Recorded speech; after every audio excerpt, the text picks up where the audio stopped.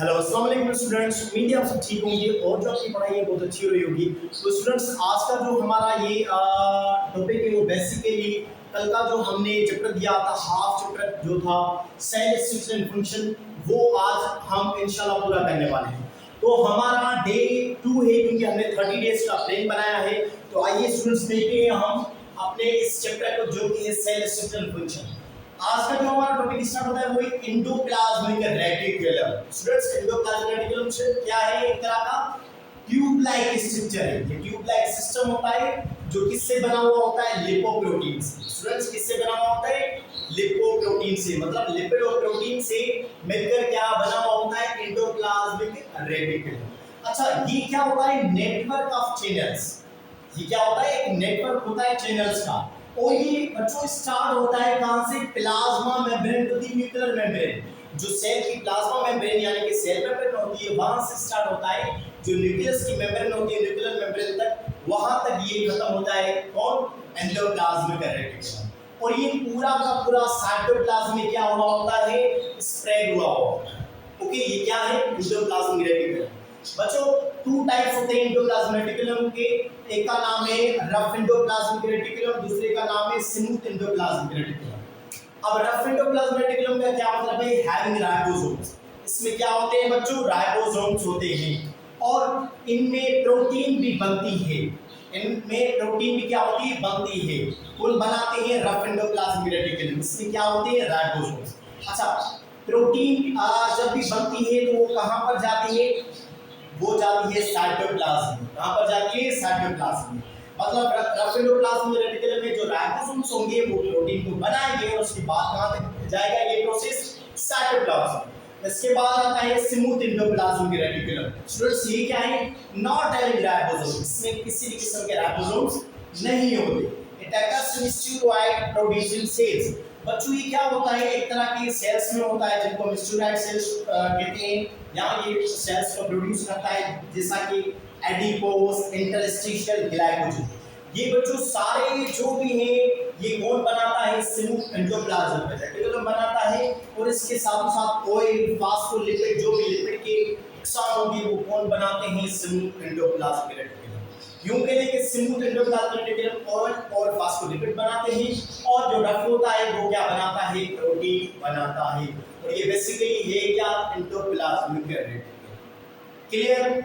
अब आते हैं बच्चों गोल्जी कॉम्प्लेक्स पर। इसको डिस्कवर किया था कैमिलो गोल्जी ने। दैट्स व्हाई नाम से ही इसने अपना नाम दिया कि गोल्जी कॉम्प्लेक्स। अच्छा, इधर इसके दूसरे नाम है गोल्जी एप्राटस, गोल्जी बॉडीज, गोल्जी सोम्स और Golgi complex. These are the other names of the Golgi complex. बच्चों, ये भी क्या होता है? एंडोप्लाज्मिक रेटिकुलम की तरह कैनेलिक्यूलर होता है, चैनल्स की तरह होता है। इसमें सैक होती है, ठीक है, छोटी छोटी क्या होती है? सैक होती है। अच्छा, ये होता है पैरेलल। इसकी जो अरेंजमेंट होती है पैरेलल, लेकिन इसमें राइबोसोम नहीं होती। इसमें बच्चों गोल्गी कॉम्प्लेक्स में राइबोसोम नहीं होती। और ये फाउंड होता है किसमें? कौन से सेल्स में? यूकैरियोटिक में। मैंने कल प्रोकैरियोटिक एंड यूकैरियोटिक बताया। अच्छा, ये डिस्क शेप में होता है। एक तरह का डिस्क शेप का पार्ट होता है इसमें गोल्गी कॉम्प्लेक्स में, जिसको बच्चों हम क्या कहते हैं? सिस्टर्नी। सिस्टर्नी में क्या क्या है? बेसिकली ये सिस्टर्नी एक पार्ट होता है जो इसमें कंसिस्ट गोल्गी कॉम्प्लेक्स में। अच्छा, इसमें छोटे छोटे वेसिकल्स होते हैं जिनको हम क्या कहते हैं? Golgian vesicle. बच्चों, ये इसकी फीचर्स हैं गोल्गी कॉम्प्लेक्स की। अच्छा, इसके टू फेसेस होते हैं। बच्चों, इनके बहुत ही कंफ्यूजन एमसीक्यूज आते हैं कि भाई टू फेसेस कौन से? एक को कहते हैं आउटर, दूसरे को इनर। जो आउटर होता है बच्चों उसको हम फार्मिंग फेज कहते हैं और जो इनर होता है उसको हम मैच्योरिंग फेज कहते हैं। क्लियर? और जो आउटर होगा फार्मिंग फेज के से, और उसका दूसरा नाम क्या है? Cis phase. Outer, forming phase and cis phase. और इसका इनर, मैच्योरिंग और ट्रांस फेज। जो आउटर होगा उसको हम कॉन्वेक्स कहेंगे और इनर होगा उसको हम कॉन्केव कहते हैं। ये सारे फीचर्स आउटर और इनर की याद करना, क्योंकि ये बहुत सारे टेस्ट में आया भी है और आ भी सकता है, क्योंकि कंफ्यूजन है क्लास के। अपोजिट जो भी चीजें होती है ना वो ज्यादातर कॉमनली आती है टेस्ट में। ओके बच्चों, इसका फंक्शन क्या है गोल्गी कॉम्प्लेक्स का? Collection, packaging. किसकी कलेक्शन पैकेजिंग करवाता है?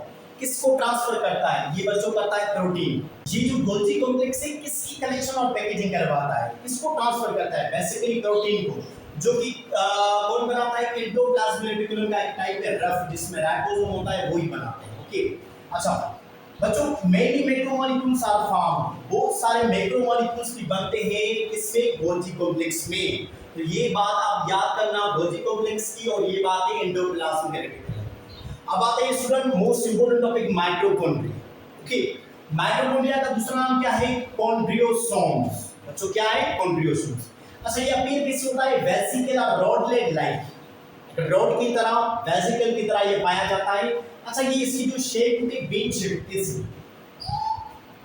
ये क्या है, बीन शेप। बच्चों ये क्या है, बीन शेप। और ये इसका जो डायमीटर है वो 0.5 से लेकर 1.0 तक नैनोमीटर होता है, और इसकी जो लेंथ होती है 10 माइक्रोमीटर से, मतलब इतनी इसकी लेंथ होगी 10 माइक्रोमीटर, और 0.5 से लेकर 1.0 तक इसकी क्या होता है, ये डायमीटर। और बच्चों माइटोकॉन्ड्रिया में एक्चुअली में डबल मेम्ब्रेन बाउंडेड ऑर्गेनेल भी होते हैं। ये डबल मेम्ब्रेन है, होती ये क्या है, डबल मेम्ब्रेन बाउंडेड ऑर्गेनेल है।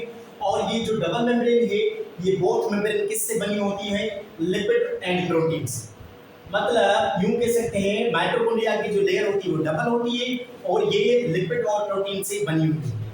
अच्छा, इसकी जो आउटर मेम्ब्रेन होती है बच्चों वो स्मूथ होती है, इसमें पोर्स होते हैं। इसमें क्या होते हैं बच्चों, पोर्स होते हैं, जिनको हम क्या कहते हैं, पोरेंस। मतलब माइटोकॉन्ड्रिया की डबल लेयर है, उसकी जो आउटर लेयर है उसमें पोर्स होंगे, जिसको हम क्या कहेंगे, पोरेंस। और जो पोर्स होते हैं बेसिकली किसके लिए होते हैं, responsible for transport of molecules. कुछ मॉलिक्यूल्स आ जाते हैं किसमें, सेल में, कुछ बाहर जाते हैं। तो बेसिकली माइटोकॉन्ड्रिया में भी आएंगे, कुछ बाहर जाएंगे, वो कैसी, आउटर लेयर होगी जिसमें पोर्स होते हैं, जिसको हम पोरेंस कहेंगे। वही पोर्स रिस्पांसिबल होती है ट्रांसपोर्ट ऑफ मॉलिक्यूल्स। क्लियर। अच्छा, आउटर मेम्ब्रेन इसको इसलिए हम क्या कहते हैं, परमेबल, क्योंकि इसमें मॉलिक्यूल्स आते भी और जाते भी। अच्छा, इनर मेम्ब्रेन में फोल्ड्स होते हैं। आउटर मेम्ब्रेन की बात की हमने, अब इनर मेम्ब्रेन क्या होते हैं, फोल्ड्स होते हैं, जिसको हम क्या कहते हैं, क्रिस्टी और क्रिस्टाइल। There are the many folds which occur in the inner membrane of the mitochondria, and those are the crystalline. Crystalline में क्या होता है, एक तरह का फ्लूइड होता है, जिस फ्लूइड को हम क्या कहते हैं, मैट्रिक्स कहते हैं। तो क्या कहते हैं, मैट्रिक्स। अच्छा, इनर प्रोटीन मेम्ब्रेन एक होती है, मैट्रिक्स के बाद एक इनर प्रोटीन मेम्ब्रेन भी होती है, जहां पर क्या बनता है, एटीपी। एटीपी क्या है, एडिनोसाइन ट्राइफॉस्फेट। बच्चों ये क्या होता है, energy currency of body. Body की जो भी एनर्जी होती है ना, बेसिकली उसको हम क्या कहते हैं, एटीपी।